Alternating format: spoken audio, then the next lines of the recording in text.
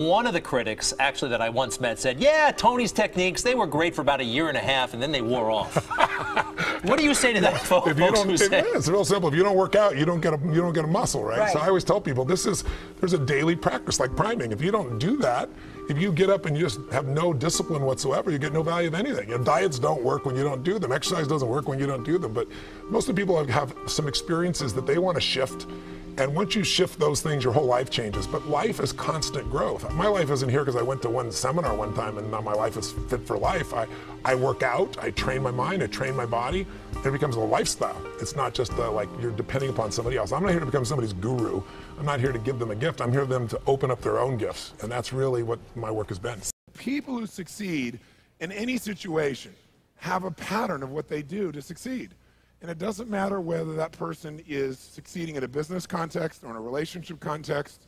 It doesn't matter what the environment is. The fundamental lessons or laws for succeeding are very, very basic. So if we're looking for the ultimate success formula, the very first thing we'd have is you'd have to know what you want, which we call know your outcome. If you're going to succeed at anything, it's hard to succeed, hard to hit a target when you don't know what it is. And as simplistic as this sounds, do most people really know what they want? What do you think, yes or no? At least not consciously they don't, right? And so it's going to be very, very difficult to achieve what you want when you haven't defined it. But this is going to become a question we're going to want you to ask yourself a lot. What is my outcome in this situation? I even have a time management system that I developed. It's really a life management system, which we call OPA, because the first O stands for what's my outcome? Because you can come up with a question like, what should I do? And you're going to end up with a long list. But as you do all these things, what will happen is you can cross something off your list and still be unfulfilled and not really achieve anything that matters. So you'll say, what's my outcome first? Then you begin to decide what you need to do to get the outcome. So in this case, we want to say, what's your outcome? You want to make it a habit to ask this question a lot. You're in the middle of a conversation. Stop yourself if it seems to be going nowhere and say, what's my outcome here? Do I want to connect? Do I want to influence this person? Do I want to learn something? What's your outcome? For example, how many of you have ever been caught up in an argument and you even forgot what you're arguing for, but you knew you had to win? How many have been there? Say aye. Okay, if in the middle of that argument you were to ask yourself the question, what's my outcome here? I guarantee you your brain would say, well, my outcome is not to fight, my outcome is to resolve this. And as you get clear on what your real target is, your behavior will change automatically. So very, very few people know what they want. And the more clear you can get about what you want, the more you can really achieve. So right underneath this is the subset of number one, still number one, just like clarity is power. Clarity is power. The more clear you can become about what it is you really want, the more power you're going to have. Because your brain is like a servo mechanism in a bomb, as an example. When they send a missile out, it has a servo mechanism. It knows what the target is. And when the target moves, it follows it. Well, your brain is very similar. When you decide exactly what it is you want, you start picking up information that you never would have picked up before consciously. For example, have you ever bought a particular car maybe, or maybe a certain outfit, and then all of a sudden you see that car or outfit everywhere? How many have had that experience? Say aye. Well, was that car or outfit already around you all the time? Yeah, but you didn't notice it because there's a portion of your brain that is responsible for one thing, and that is screening out 99% of what you see, hear, and feel in life. Because if you were to notice everything that's going on in this room right now, you go stark raving mad. But most of you don't. You pay attention to a small number of things. If you could right now notice what? Millions of things. You could notice my voice. You could listen to what I'm saying. You could notice what's going on in the background, the screens. You could hear the air conditioning. You could smell your neighbor off to all that jumping up and down and notice that. Right? You could feel maybe a little sweat trickling across your chest or whatever was going on after all that jumping up and down. You could feel the blood maybe vibrating or circulating through your left eardrum, but you don't think about those things. So maybe I mention them or something triggers it. So this part of our brain that's responsible for deleting most of our thoughts and most of the things that are going on around us, that part of our brain, when it knows what you want, it makes you notice those things. You suddenly see that car because it's important. It's called the reticular activating system. You don't have to write all that down. For short, it's called RAS. The reticular activating system tells your brain what to pay attention to. So when you say, this is what I really want, now anything that relates to that you wouldn't have noticed before will start popping up into your focus. And a lot of times people say, it's amazing. I decided this and it was kind of synchronicity. These things started popping up. Well, these things were probably around you before, but you never noticed them because you hadn't decided your outcome. Now, when you know your outcome, you're ahead of 95% of the population, but that's not enough. The second thing you gotta know is a lot of times you know your outcome, but you lose your drive. You know, you want something, but you forget the most important thing, which is know why you want it. Know why you want it. You gotta know the purpose. In our OPA training system, when people are managing their lives, we have them ask, what's my outcome? And then why do I want this? Because any person successful, really successful, knows exactly what they want and they know why. The reason you gotta know why is, remember I said yesterday, reasons come first, answers come second. If you get enough reasons, you can get a big enough why, you can figure out how to do about anything, but you gotta have purpose, because purpose provides drive. Now, if you know what you want and you know why, you're light years ahead of most of the population, but you gotta go to the step that most people seem to avoid, and that is you gotta take massive what? That's right, and the key word there is massive. Massive action can be a cure-all when you know what you're after and you know why you want it. Because when you know what you're after, when you take action, you won't just be expending energy, you'll be moving yourself in a direction towards something you really, really want. And by the way, last night we called taking massive action personal what? Power, which means the ability to take action. And what stops people from taking action? Primarily what? Fear. And the way you get over that fear is, what do you think is the number one fear most people have? Failure. And the reason is they feel if they fail, they won't be loved. They'll be rejected. They'll be hurt. They'll be judged. So what they really are afraid of is losing love. And they think that this rejection, or I should say this failure, will lead to that rejection or loss of love. The truth of the matter is, you can't fail unless you don't try. If you try something that doesn't work, you just learn from it, and that'll make you better the next time you go about it. Now, if you know your outcome, know why you want it, and take massive action, you're now in the most small percentile of people on the planet. So what's the next step, though? Well, you can take a lot of action and get caught up in a pattern. Like, become so determined that you became like tunnel vision, like, I know this is going to work. And so you keep running east looking for a sunset with total certainty and a lot of belief, high standards, still doesn't work. So what you have to be able to do to succeed so you don't get caught up in some old pattern is you got to know what you're getting. Know what you are, know what you're getting. The word we use for this, as for short, is we call it sensory acuity. Sensory acuity is the idea that you want to become acutely sensitive to whether what you're doing is working or not. You don't want to just say, okay, I know what I want, I know why I want it, I'm just going to make it happen, this is how I'm going to do it. You keep hammering it, hammering it, hammering it, doing something that doesn't work. And people do this all the time, right? Do the same thing over and over again, expecting a different result. That's called insanity. You can't do the same thing again and again, expect a different result when you can see it doesn't get the result. But we get caught up in our patterns. So we want to get really sensitized, acutely sensitized, sensory acuity, to whether what we're doing is working or not. And by the way, sensory acuity is really the measure of a person's intelligence. What I mean by that is, how do we measure intelligence? Intelligence is a measure of the number and quality of distinctions you have in a given situation. Like, for example, if you talk to Eskimos, that's actually not the politically correct term anymore, I guess it's Inouye. If you talk to an Inouye, what we formerly called Eskimos, you'd find out that Inouye have more than a dozen words for the word snow. More than a dozen. Now, I'm from Southern California. Guess how many words I have for snow? One. I don't see any of it. It's called snow, baby. Right? But they got to know what kind of snow. They got to make more refined distinctions to be effective in the world, to get their outcomes. They got to know what kind of snow you can build an igloo out of, what kind of snow you can take your dogs through, what kind of snow you can eat, right? What kind of snow you're going to fall through. So who has more intelligence, who has more power in that snowy environment? The Eskimo or me? Which one? Eskimo, because they have more sensory acuity. They have more refined distinctions about what each of these elements mean versus I just see it as snow.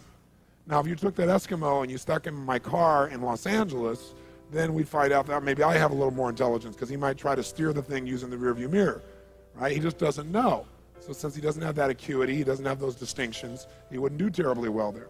See, some people, I could hold this up and I could say, what is this? And they'd say, well, it's a cylinder. Other people say, no, that's a blue, white, and black cylinder. Someone else says, no, that's a blue color marker. A few people say, no, that's not just a blue color marker. That is a Pilot super color, bright and wide color marker, and if you get it in your clothes, it'll never come out. Now, which one of those people has more power? 1, 2, 3, or 4? 4, because they have the largest number of distinctions. So now, if you know your outcome, you know why you want it. You got your purpose. You got your drive. You got your A, an OPA. This is outcome, purpose, action. You know the massive action. You're taking action, and you notice if it's working. What happens if you notice it's not working? You're taking action, but it's not getting you closer to your outcome. What's the obvious fifth step? The fifth step is change your approach. Change your approach. If what you're doing, your acuity says, is not working, change it. Now, what if you change your approach and that's still not working? Then what would you do? What would you do? Come on, what would you do? Change it again. Keep yourself in a peak state. Sit up in your chair. Some of you have gone back into that deep hypnotic state of learning, I can see. And what if you tried that and it didn't work? Then what would you do? What if that doesn't work? What do you do? And what if that doesn't work? What do you do? What if that doesn't work? What do you do? What if after all that it still doesn't work? What do you do? And what if you try that and it doesn't work? How many times? Until you find out what works. Do not say to yourself, I've tried everything. That's bull. If you tried everything, you'd have what you want. Well, I haven't tried everything, but I've tried millions of things. Millions? Number them, name them. Well, maybe tens of thousands. Tens of thousands? Name 1,000. Well, maybe 100. Name 100. Well, maybe I did these two things over and over again that don't work. Okay? But when we start saying, I've tried everything, we tend to incant that, don't we? We make it an incantation, and then we believe it. And since we think we tried everything, we just give up. It's garbage, not true. Hey, let me ask you a question. How long would you give your average baby to learn how to walk? You know, before you shut them off and didn't let them try anymore. You go, what are you, crazy? My kid's going to keep trying until he or she walks.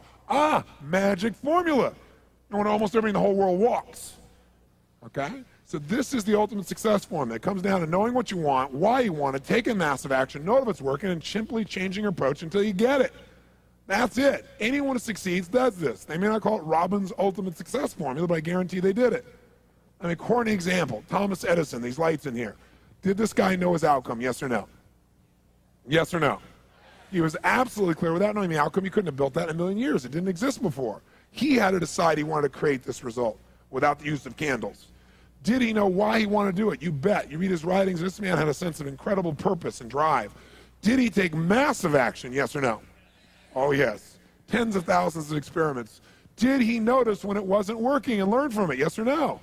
Did he keep changing his approach? That's why right now in this room we don't smell candlelight, right? Now, if you know the old story of him, it's written about him in his early days. He says he's got his best friend with him. He's doing this experiment, and as he's doing it, he creates a small explosion, which shakes the room, scares both of them very, very severely. And then at the end of that, he gets up, and his friend is totally shaken, freaked out. He pulls out his journal, and he starts writing. And his buddy says to him, what's the matter with you? Insane? You almost killed us. So you're going to wait till you have 10,000 failures before you give this stupid idea up? And Edison's response to him was, I didn't have a failure there. He goes, that's your 9,999th failure. He said, no, it's not. He said, I discovered the 9,999th way not to invent the electric light bulb. But I did discover how to create a small explosion, which may be useful in the future somewhere else. Interesting, right? Because he understood what this process was. Hey, did Bruce Springsteen use this? Do you think he just went out and used his gravelly voice and said, hey, baby, born to USA, and everybody went, yeah, you're it, man? Is that what happened? No. What really happened, if you know his story, was that all the agents and people he went to try and book with said, just play the guitar and keep your mouth shut. Your voice is gross sounding. It's gravelly. It's irritating. No one is going to like the stuff. Keep your mouth shut and play the guitar. But he knew what he wanted. He had all the drive you can imagine, knew why he wanted, took massive action, kept changing his approach until he got what he wanted. How about Sly Stallone, Sylvester Stallone, Rocky? Rocky's story is this even, right? But Sly's is too. Sly's a good friend of mine. And when I first met him years ago, he's listening to my tapes and stuff, and he invited me over for dinner. We started talking. And I said, you know, I've heard your story from other people, but I really love to hear it from the horse's mouth. I don't know how much is mythology, you know, urban myth, and how much is true. So he told me his whole story. He said the essence of it, though, was he said he knew his whole life what he wanted to do since he was very, very young. He wanted to be in the movie business, period. I mean, not just TV, movies. And he said why was, for him, it was a chance to have people not only escape, but to inspire people. And by the way, that drive is what made most of his movies, inspire people to what they're capable of, to overcome unbelievable obstacles, because in his own life, he felt like he did that. When he was born, he was pulled out by the forceps. That's why he looked the way he did. That's why he talked the way he did. And he said, so I really want to do that. And he said, I knew why I wanted to do it, and I wasn't willing to settle for anything else.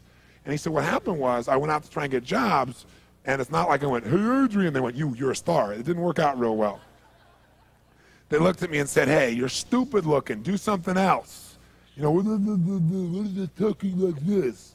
There's no place for you in that stuff. You're never going to be a star in the movies. You're insane. No one's going to want to listen to somebody who looks dopey and talks out of the side of their mouth, right? And he got no after no after no after no. He said, I was thrown out more than 1,500 times of agents' offices in New York. I said, there aren't 1,500 agents in New York. He said, I know. I've been to them 5, 6, 7, 8, 9 times. He said, remember one guy, I went in there, and I got in there at 4 o'clock, and he wouldn't see me, so I stayed there, and I would not leave. And I stayed overnight. They came back the next morning. I was still sitting there. He said, that's how I got my first job. The guy said, fine, come in here. And he sat down, and he went through this, and he gave me my first movie. I said, oh, really? I thought Rocky was your first movie. He said, no, this other movie, I'd never heard of it. He said, I said, well, what character did you play? He said, well, I was in it for about 20 seconds. I was a thug that somebody beat up. He said, because they made me feel like, you know, people hate your guts. You getting beat up will be a good thing. And he did like 3 movies like that. Never got anything. Kept going out. Rejection, rejection, rejection. So finally he realized it wasn't working. So he changed his approach. He said, I was starving, by the way. He said, I couldn't pay for even to have heat in my apartment. My wife was screaming at me every day to go get a job. I said, well, why didn't you?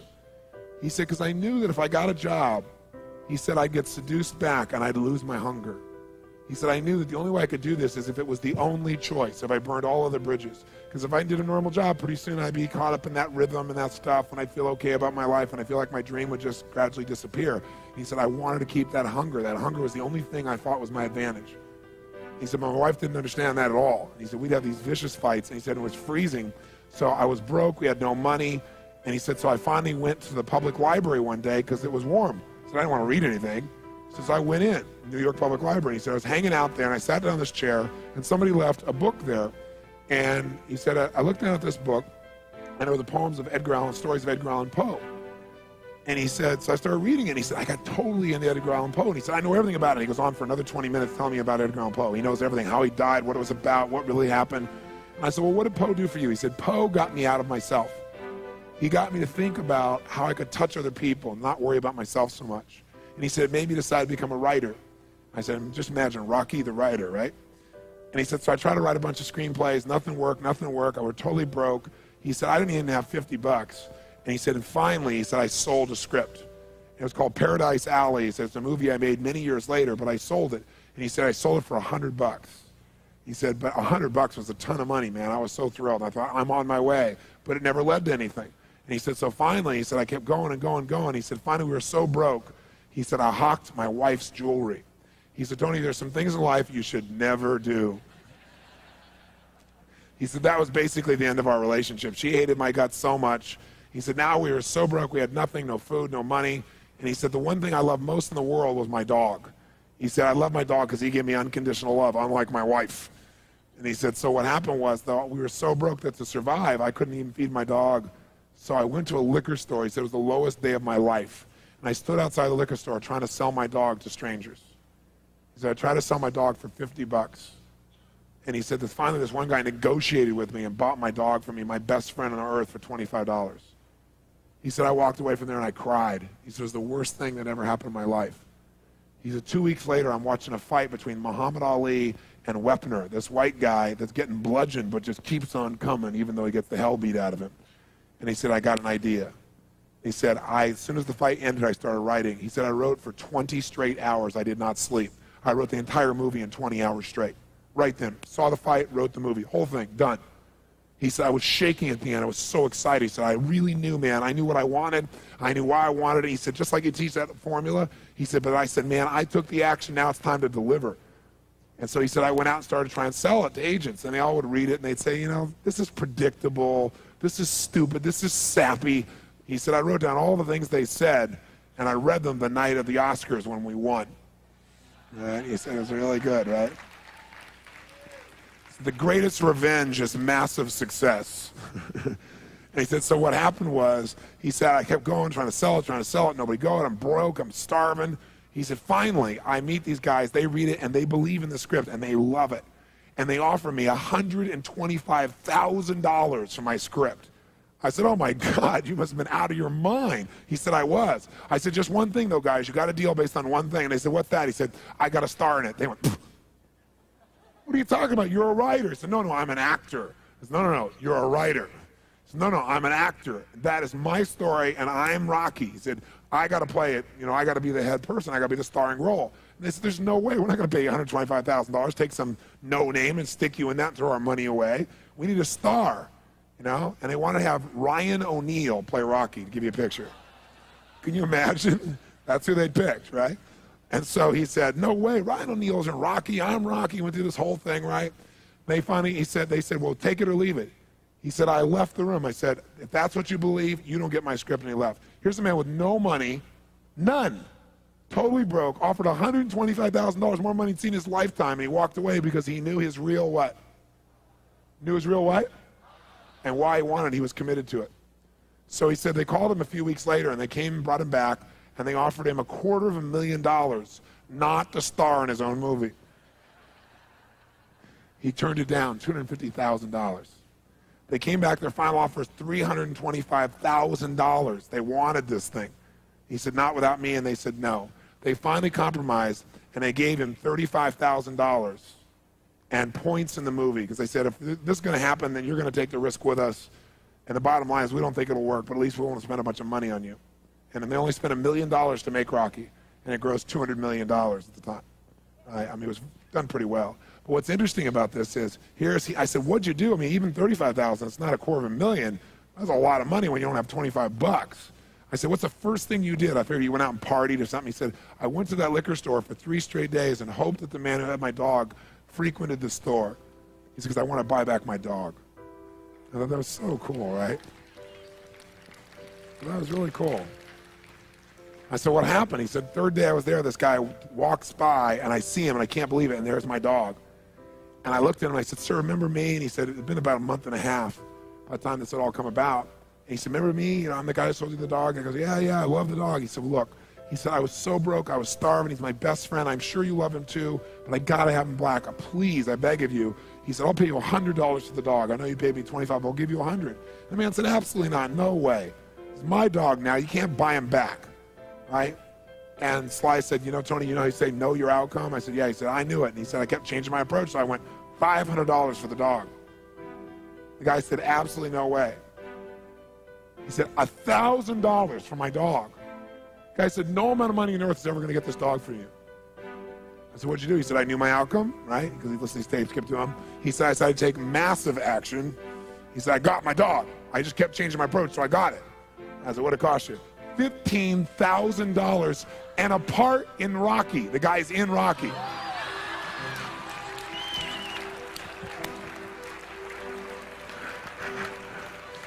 You know that dog in Rocky, Butt Kiss? That's Sly's real dog, right? That's the dog. He bought him back. So he put his dog in the movie, and he put the guy in the movie and paid $15,000 while he had $35,000. Isn't that pretty cool? Pretty awesome.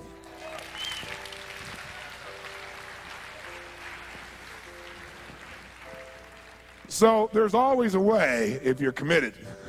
Just got to keep changing your approach.